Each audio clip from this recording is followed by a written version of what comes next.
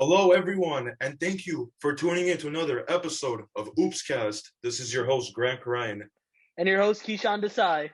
and today we are here with our guests, Abe and George, and they are known for having the greatest chicken sandwich in all of San Diego, California, Firebirds Chicken. Yes, sir. How's it going, guys? How you guys doing today? Good. Good. How are you guys? Just to let you guys know, based on voices, my name is Abe. And I'm George. Yes, sir. We're blessed. We're blessed to be here today with Keyshawn and with our boy Grant Ryan. But before we get into things, I just want to put in a request. Grant, can I have you say Laker girl for me? No problem. Laker girl. Yes, sir. Sounds like the real thing. Dude, tell me about Just know, you guys, my boy Grant, he's gonna be the next commentator for the Lakers. it. Yes, He's sir. gonna hit him with the Laker girl. And the 2 minutes remaining in the ball game. 2 minutes remaining in the quarter. Exactly, man. So, guys, I understand you guys are sports enthusiasts. Yes, we Big love time. to watch all kinds of sports. Every sport. all whatever day, it every is. day. We wake up around like 5 a.m. watching all the international soccer games all the way down to the nighttime where 10 o'clock, usually here in California, the last hockey games finish and all the basketball and college basketball and baseball and football in between. Dude, that's crazy. Like, there's some sports that I watch, like basketball, soccer, and even hockey at times too. But man, like, I don't keep up with like the college stuff and like baseball. Yeah, we have a restaurant in San Diego, so being away from like our families and stuff, all we do all day is sit in the office, get our work done, and then next thing you know, we have all this time. So what do? We just turn on the TV, get some sports going, and the time passes by. We have a lot of fun. Dude, that's what's up. And guys, there were some crazy games that happened throughout the week, and also some crazy player stats, like Fred VanVleet, for example. Oh yeah. The other night, he played against Orlando Magic, and he had 54 points. Man created a historical night, not even phenomenal, historical. It's, I think, one of the greatest just nights for an undrafted player because he went down as undrafted player with the most points ever scored in a game, which is crazy to just think about for a second. Dude, yeah, we were sitting down last week, and we were watching the Sexton do the same thing for the Cavs, and we're like, man, that's crazy. And then next thing you know, 1 week later, and we see this happen, and we're like, oh my God, what is this? What is this season? It's insane. All these guards, man, they're just coming to play. They're ready to show out, Especially Fred VanVleet, man. Who knew who this guy was before, they went to the finals? Like you guys said, undrafted rookie came in and just, started working. And now he's putting up 54 points in one game. Another game, he's putting up 37 and just putting up crazy numbers, man. This guy's getting some work done. Yeah, it's like these guys found the magic juice from Space Jam. All of a sudden in their locker rooms. They're And here becoming they some are. real life Raptors, bro. Yeah, exactly, man. And this just shows that it doesn't matter if you're undrafted or whether you're drafted or you picked up from like the streets. If you put up the work, you're going to get rewarded with stuff like that. For example, his 54-point game. He puts up the work every day, and he's known for being one of the best guards in the NBA today, which is insane. And guys, another player that put up some crazy numbers today was Jokic today. I Shout believe out an to hour and a Nikola half Jokic. ago, he put up 50 points against the Sacramento Kings. Oh man, yeah, we were watching that game right before we got here to record this. That was pretty crazy too. What was it, It 50 is- points? Yeah. 50 points, but let's talk about this. Man had 50 points and 12 assists on top of that. 12 assists, bro. If he had two more, or 12, yeah, if he had two more rebounds, bro, imagine that 50-point triple-double for a sec. Yeah, man, crazy. That would have been like one of the first times we've seen something like that, man. Jokic, bro, this guy is just crazy. It just goes to show that Euro style basketball, bro, is starting to dominate the NBA. I mean, you got fucking Luka, you got Domantas Sabonis. Obviously, now you have Jokic too, dude. You got so many European players just coming in and dominating. Kind of challenging American way of playing basketball. Well, hell yeah, man. Definitely, like, man, just Jokic, Doncic, Sabonis is nice, man. I didn't even notice how nice Sabonis is until this year when we were watching. What game was it? I think it was Pacers versus Magic, and that game went into OT. Sabonis was controlling the whole fourth quarter and overtime. This was what, like 2 weeks ago? Yeah. Crazy. Sabonis is nice, man. That guy is he's for sure gonna make a dent in the league. I'm telling you, bro. Grant can even vouch for this, bro. I've been hyping up Sabonis for such a long time now, dude. It's crazy. Yeah, I mean, his dad was obviously a god at basketball too, you know, and now one of the greats. One of the greats, yeah. And now this guy's coming in and playing like that too. You know, it just goes to show how well is he gonna do, you know? Yeah, man. These European ballers, man. I wouldn't even say players. They're just straight ballers, you know? Yeah, straight ballers. Like Jokic, man, 50 points on the Nuggets. Who was the last person to score 50 points on the Nuggets? I think it was Carmelo back in the day. Yeah, I'm pretty Possibly, sure. Yeah. Yeah, crazy, man. That's insane. Like, he's just dominating. This is his team now, you know? Oh, what's their record now? The Denver Nuggets. I believe they're 12-10. Oh. Yeah, they just lost to the Sacramento Kings by 5. Yeah, they came all the way back, but it wasn't enough. Sometimes it's just not enough. Hey, but you know what, man? With the Nuggets, it looks like they got it all set. I mean, last year, they were in the Western Conference Finals against the Lakers, and this time around, I mean, even though it's just the start of the regular season, you know, just wait and watch. I think they're gonna do big things in the playoffs. I mean, they did lose some key players like Jeremy Grant, who's in the Pistons now. So I feel like they're just taking time to, you know, get adjusted to the new system. You know, the coach needs to make some new adjustments in order to get back to the way they were last season. Right, true, yeah, no, but also think about it this way too. That team's also known for their drafting because they've been drafting some great late round players and whatnot. This year they drafted R.J. Hampton. I think they got P.J. Dozier from last year too, and those guys are starting to show up a little. The thing is, I'm surprised how the Nuggets aren't using R.J. Hampton because I don't know if anybody else remembers. He was very nice on the New Zealand Breakers last season. Bro, it's because the Nuggets have so much depth in their lineup. I agree with that. It's so hard to, you know, just get even if you're a baller, you know, to fit into a team to under a coach's playbook. It's hard, man. It takes a while. Like, for example, the Lakers right now they have Markieff Morris, and who else is the other guy that isn't really playing? He's Horton Tucker. No. It's one more guy. I can't remember. But yeah, Markieff Morris, and there was one more player, man. And Wesley Matthews. Bro, these guys are some hoopers, man. Yeah. There's some straight ballers, but like they're just not getting in on the rotation because I mean, first of all, the Lakers, the rotation they're going in right now, you know, they're just balling, you know. Yeah, they're defending champs. Yeah. They have a lot to maintain. But you have to not remember even that. Like the lineup they have right now, without putting them in rotation like that, without putting Morris and Wesley Matthews in, it's just it's working. So the coach isn't doing anything like adding them to the lineups just yet. Like we saw last year, whenever we had Dwight Howard, but he was just riding the bench, instead of starting, whether it was moving AD to power forward, him starting at center until the Nuggets series. That's when the coach put the trust in him. That's when the coach made the decision to put Dwight Howard at the center, starting just to give Jokic that little pressure. Yeah, it's hard for these guys to find their place. You have to remember that they're coming from all over the place, and they need to actually get their hands dirty before they understand where's the perfect place they're going to fit in. And you also have to understand that the same thing happens with these coaches. The coaches have to, all the time, their roster keeps changing, and this comes in, that comes in, injuries. They have to work around all that stuff. And it's not easy for them to just, put all the stars in. It's not just the stars. They have to find out their best unit in each hand they're dealt on a day-to-day basis. Couldn't agree with you more, man. Couldn't agree with you more. Yeah, it's all about the matchups, man.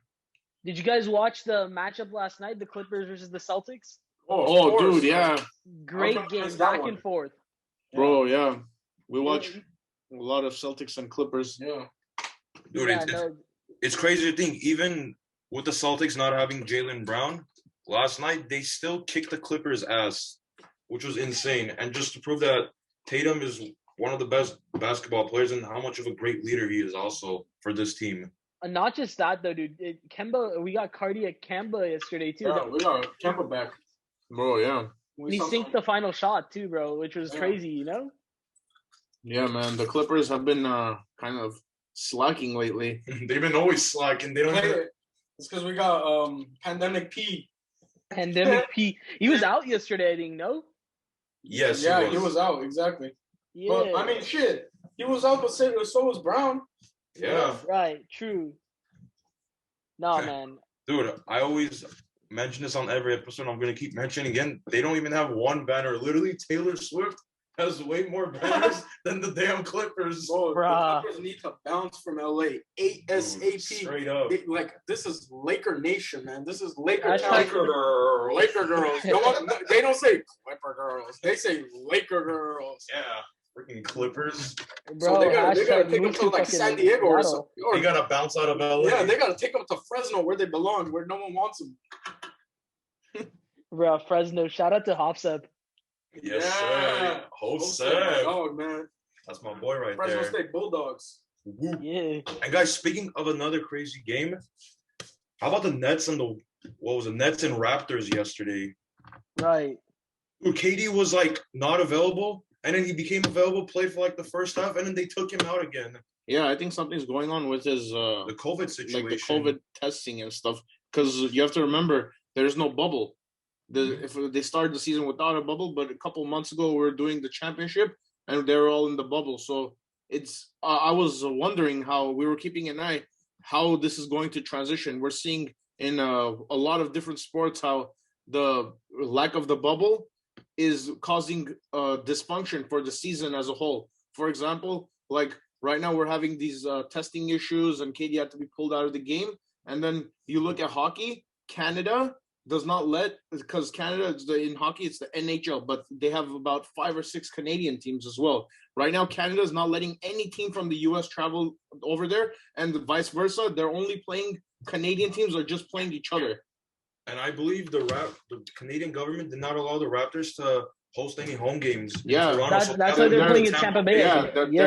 They're hanging out in Tampa Bay, Florida, which is like, that's wild. It's like they're trying to create a bubble of their own to keep their people safe, and healthy.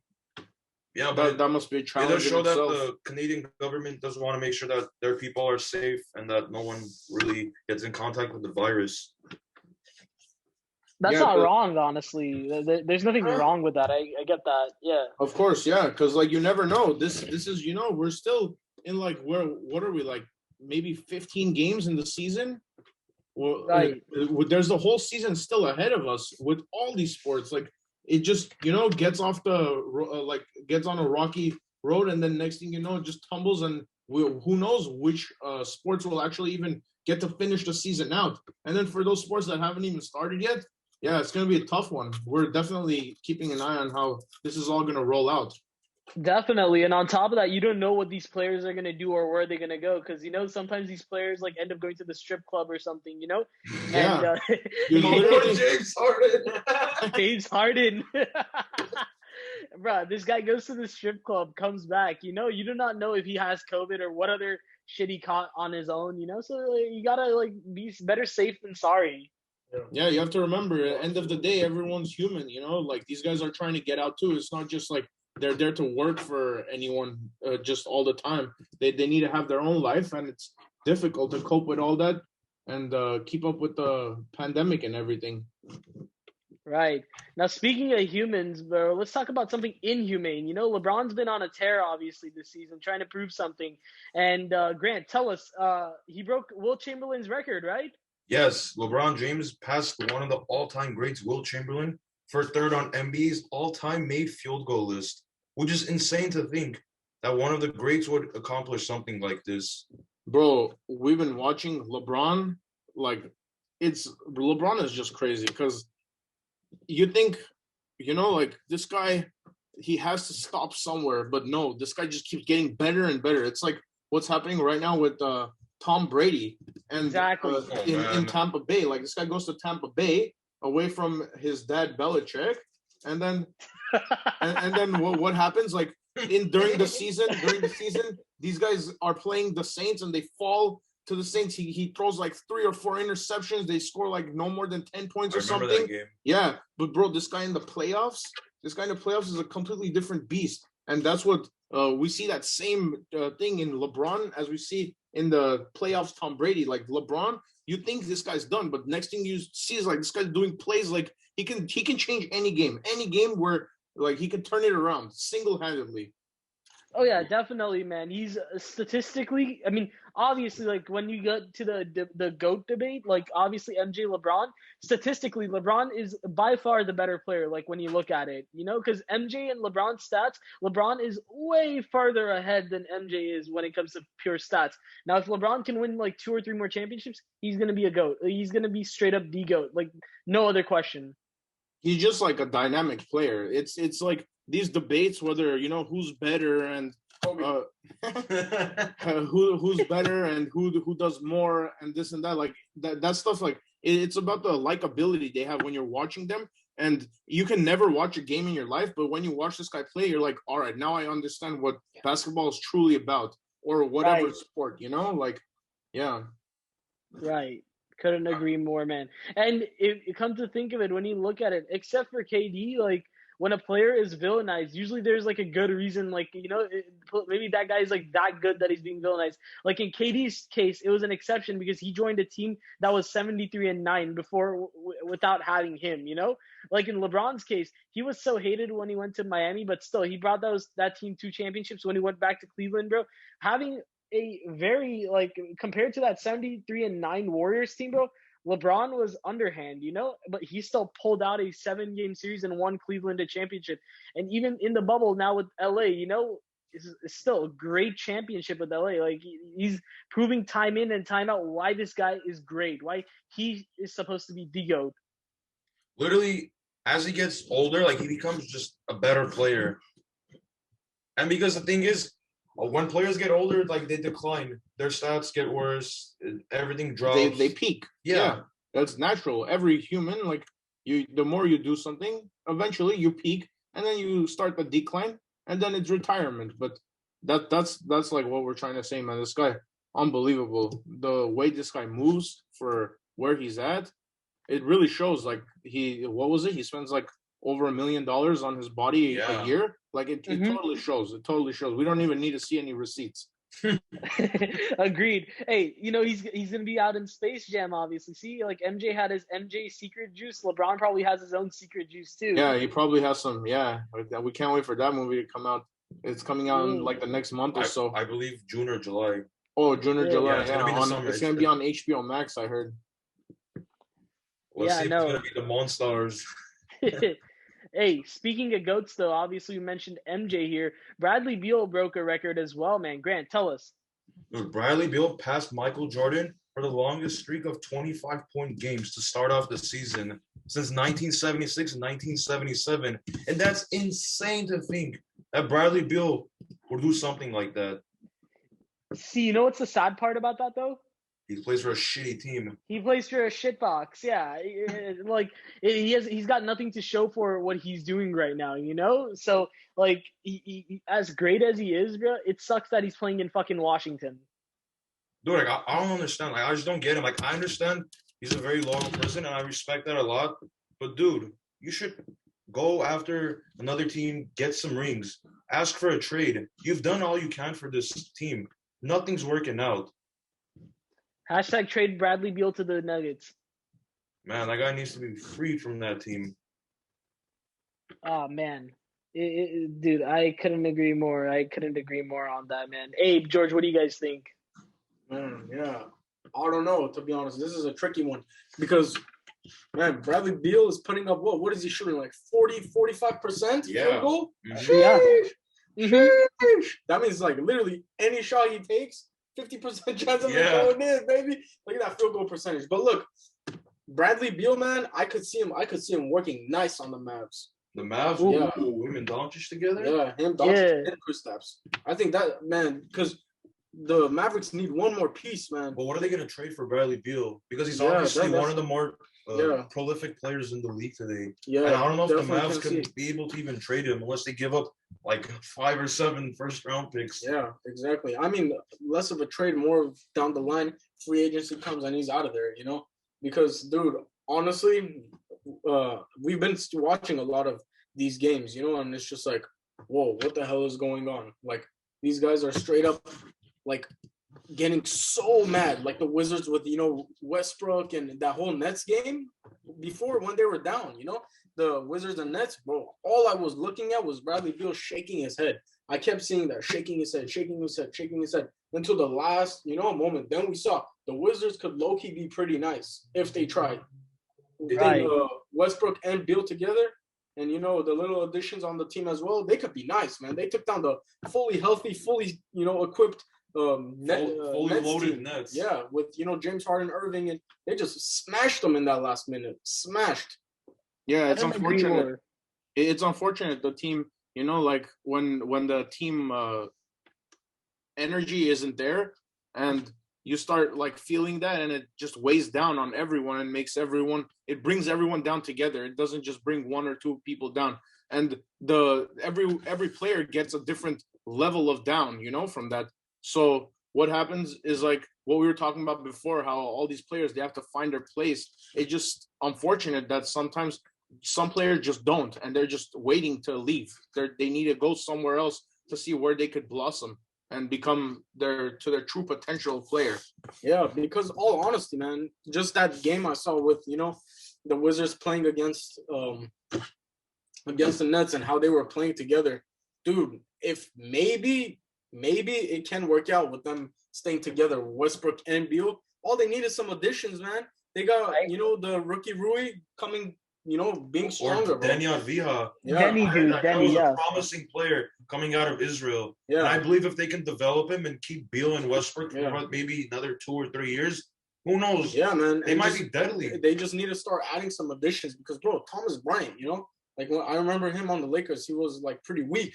But now, dude, homie's putting up some numbers. Same as Right, yeah, Bertans, bro. They got a nice, power Guy's forward a right there sniper. too. Exactly. So, dude, I'll be with, real honest with you. Wait, go ahead. Yeah, like having Ish Smith as like a nice, sixth man or whatever he is too. Dude, if they load up this Wizards roster, man, they could turn the shit around easy, dude. That's what I think. He might not even need to leave. He might just Wizards might not just need to get some additions in, and they'll be good to go, man. It's all about that chemistry. If they could work it out, he'll be happy, man. I totally agree with that, bro. But I also think one more thing, like Bertans is great, Bryant is great, but I still think they need one more big guy. I think like a star level big guy. I'm trying to think like someone like Marcus. How about Drummond? Drummond would be a great to come in and mentor these young guys. Sheesh. And they can use some rebounding too. Think about it, because the Cavs just got Jared Allen, right, from that trade. Yes. So they're probably gonna let go of Drummond by the end of the season, maybe even mid-season too. So it would. I think it's like a match made in heaven if you could get Drummond on that Wizards team, and just imagine the lob potential between him and Westbrook or him and Beal. Yeah. Man, yeah. Drummond is so nice, but this Cavs team is looking crazy good too, man. With their young studs. With their young players, they're looking really nice, man. They're looking really, really nice. Man, Grant, you love to call that duo out. Call him out for us, bro. Static Slam, baby. Shout out to Larry Nance. Shout out to Larry Nance. And when they got all those center, he fucking said Sexland is surrounded by trees. Oh, Yeah. man. And guys, talking about these two accomplishments, honorable mention that we would love to bring up is Zion Williamson. Now, I know the guy's been injured like forever since like last season, but he's been playing most games, and he's the second active player to reach the first 44 games, and he scored 1,000 points. 1,044 points? Yes. 44 games? 44 games. In 44 games, like that's ridiculous. Like you're thinking about this guy's off injury. He still has time he needs the time to recover fully. Definitely. He needs to get back into his game. But here he is, and what is the whole duration? Like a season and a half? Yeah. 1,000 points, man. And I remember this guy was out for like half the season last year due to like an injury. And now that he's coming back from it and starting to play more games, he's already putting up 1,000 points. His first 44 games. Yeah. That Pelicans team is going to be deadly. That Pelicans team is just going to be deadly. Deadly? I don't know. Having that coach, Stan Van Gundy, he's not utilizing these players normally. For Lonzo Ball, for example, he's using him as a 3-and-D player. This guy's known for having the ball and just making plays. I'm a key Grant. Honestly, if I had to be like completely honest, I think just give some time to Stan Van Gundy because remember this is the same guy who brought that Orlando Magic team to the finals and like had that super dominant run. Even brought the Pistons to the playoffs a couple of times, even though they didn't do jack shit in the playoffs. I think Stan Van Gundy, he just needs to get time. Like he's back into basketball. I think he still needs like a few more good games in and out. And that team's gonna be set. Agreed. I'm not sure. I agree. I don't know if they even need Eric Bledsoe though either. Now that's questionable. I think Eric Bledsoe. I mean, Drew Holiday to the Bucks, great, but what does Eric Bledsoe have? Eric Bledsoe. What does he bring for the Pelicans? Exactly. Because like Lonzo Ball is already a great defensive guard. I don't think you need another defensive guard on the Pelicans. I think they need a shooter. A great spacer. Yeah, man. Lonzo's nice, man. I miss Lonzo on the Lakers. Not gonna lie, But can we talk about like the other stars they have on that team? Brandon Ingram, man. Oh yeah, that guy is slept on, man. People were like, oh, it's fine, we traded him. But man, I mean, yeah, we got AD. I'm not complaining about that at all. But Brandon Ingram, I wish we got rid of Kuzma instead of Ingram. Imagine having that boy on the team, man. I'm not gonna lie to you, bro. I think that there's a reoccurring theme with Lakers players getting drafted and leaving. Because, like, think about it. D'Angelo Russell gets drafted by the Lakers, leaves the Lakers, becomes an All-Star. Julius Randle gets drafted by the Lakers, and now he's like balling out on another team. Brandon Ingram. It's just like a reoccurring theme. I feel like with the Lakers, they are meant to be a win now team. They're not meant to be like one of those draft and develop teams. I think they need their. What about Jordan Clarkson? Clarkson also too. Like Clarkson was cool on the Lakers, but he became a god when he was on that Cavs team, and then especially on the Jazz right now, he's like one of the most lethal shooters off the bench. Dude, he's averaging 17.6 points per game. Yeah, man should be in six-man contention right there. That's a nice six-man right there. I wouldn't be surprised if he won six-man of the year by the end of the season. Yeah, the dude is just nice. The Jazz definitely did a great job with securing him another 4 years in Utah. They definitely need him in case, if Mitchell's gone or not Ricky Rubio, Mike Conley's gone. Then they can use Jordan Clarkson as that starting guard for their team. And still, this guy's nice. He can play just like those other starters throughout the league. Man, that Jazz team in general is just so nice. Can we quickly talk about how they went? I mean, they recently broke that win streak they had, but an 11-game win streak, huh? That is crazy. I mean, you got to think about it this way. They have so many offensive threats. They have so many prominent players like Bogdan Bogdanovic, Rudy Gobert, Donovan Mitchell, even Jordan Clarkson off the bench. Yeah, it goes to speak. It speaks to the similarities you see in these teams where they go on these ridiculous win streaks. It's always about the team as a whole. You have to look at how they function together because we can. I compared this to Pittsburgh Steelers this year. How they won their first. Right. They were 11-0. Mm-hmm. To start it off, man, like that's ridiculous. Even though if you're into like NFL fantasy and anything, and you have, for example, Pittsburgh defense. You have Pittsburgh defense, and you have Big Ben, and you got some young wide receivers. You're seeing that on their own, they're like a hit or miss. Big Ben, he's not throwing that many touchdowns or anything like that in that 11-win streak, but together they're getting it done. And then out of nowhere, there's this kid, Chase Claypool, and just goes off for like 40 something points in one game, like just catches every single thing that's thrown at him. It's ridiculous. But as you see, like they didn't make it to the end.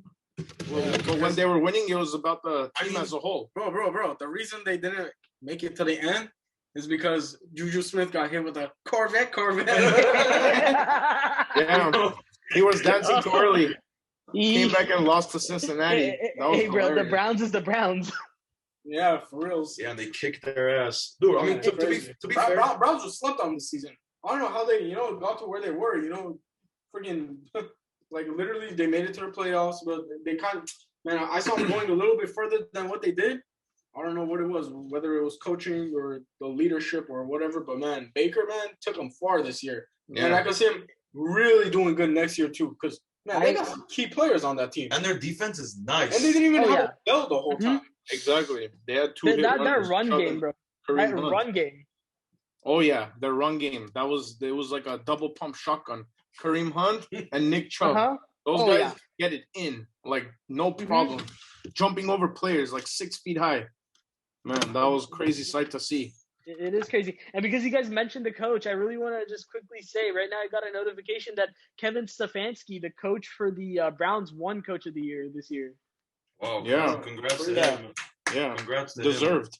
Shout You out know? to him. Shout out to Aaron Donald winning his 3rd Defensive Player of the Year right now. Derrick Henry for Offensive Player of the Year, bro. Chase Young, Offensive. Yeah. We got some players, bro. And speaking of NFL now, you know, like we got the Super Bowl coming up. Y'all excited for the Super Bowl? Oh yeah, man. Just know, at our restaurant we're throwing about 250 wings. So Big Grant can munch on some wings while we can watch some Super Bowl. Bruh. No, man. Dude, this is a historic Super Bowl. Brady's my favorite player, believe it or not. I'm a huge Patriots fan. Seeing him in a different jersey hurts, but like, you know what, man? I'm still supporting my boy, and I want to see him win the Super Bowl. What do you guys think? Who do you guys think is going to win the Super Bowl? Dude, this year, usually I have an answer every year. But this year, man, we got the Chiefs, we got Patrick Mahomes, and we have freaking Tom Brady, bro, going head to head. Yeah. At the end, I think experience always wins. That's what I think. Definitely. Yeah, I'm definitely seeing. Even though last year, like the Chiefs made it all the way to the end, and man, Andy Reid, you know, Big Red, he's a great coach. But I also agree that Tom Brady, he's just a different beast, man. In the playoffs, I don't think he's gonna let Andy Reid win his second one in a row just like that. Against Tom Brady, yeah, this is the 3rd time I think Andy Reid and Tom Brady are seeing each other. You know, because first time was in the Super Bowl in Jacksonville when they played the Eagles. You know, Andy Reid lost to them. Then 2 years ago when the Patriots were in the AFC Finals against the Chiefs, he played them. Yep. So now it's gonna question is Andy Reid really scared of Tom Brady or Bill Belichick? You know, where did he fall into? Yeah, it's tough, man. Like I said, this one it's a tough year. It is, but definitely I think it's gonna be one of the most entertaining Super Bowls. You know? Yeah, and for sure. What do you think? It's gonna be an over game or an under game? Right now, look right now, the line. Let's see what the line is, man. Patriots. Nope.